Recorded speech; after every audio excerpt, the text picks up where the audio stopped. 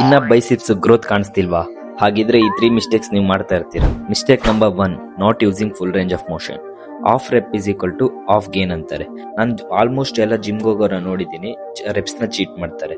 ಒಂದು ಕರ್ಲ್ ನ ಕಂಪ್ಲೀಟ್ ಮಾಡಲ್ಲ, ಇನ್ನೊಂದು ಕೌಂಟ್ ಕಡಿಮೆ ಹೊಡಿತಾರೆ. ಸೊ ಇದಕ್ಕೇನಪ್ಪ ಸೊಲ್ಯೂಷನ್ ಅಂದ್ರೆ, go all the way down, feel the stretch. Like muscle ನಿಮ್ದು ಸ್ಟ್ರೆಚ್ ಆಗಿರೋದು ಫೀಲ್ ಆಗಬೇಕು. ಅದಾದ್ಮೇಲೆ ಕರ್ಲ್ ಅಪ್ ಮಾಡಿದಾಗ ಫುಲ್ಲಿ ಇರಬೇಕು, ಅಂಡ್ ದೆನ್ ಮೇಲ್ಗಡೆ ಹೋದಾಗ ಸ್ಕ್ವೀಸ್ ಮಾಡಬೇಕು. ಕಂಟ್ರೋಲ್ ಮಾಡಿ tempo. Mistake number 2, neglecting forearms and grip strength. So weak grip ಇದ್ರೆ ಬೈಸಿಪ್ಸ್ ಲೋಡ್ ನ ಜಾಸ್ತಿ ಆಗಕ್ಕಾಗಲ್ಲ, ಅವಾಗ ಸ್ಮಾಲರ್ ಆರ್ಮ್ಸ್ ಆಗುತ್ತೆ.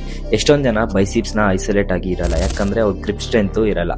ಇದಕ್ಕೇನಪ್ಪ ಸೊಲ್ಯೂಷನ್ ಅಂತ ಅಂದ್ರೆ, ನಿಮ್ ವರ್ಕೌಟ್ಸ್ ಅಲ್ಲಿ ಹ್ಯಾಮರ್ ಕಲ್ ನ ಇನ್ಕ್ಲೂಡ್ ಮಾಡಿ, ಮತ್ತೆ ಬ್ರಿಸ್ಟ್ ಕಲ್ಸ್ ನ, ರಿವರ್ಸ್ ಕಲ್ಸ್ ನ, ಮತ್ತೆ ಗ್ರಿಪ್ ಮೇಲೆ ಟ್ರೈನ್ ಮಾಡಿ. Mistake number 3, no volume or intensity progression.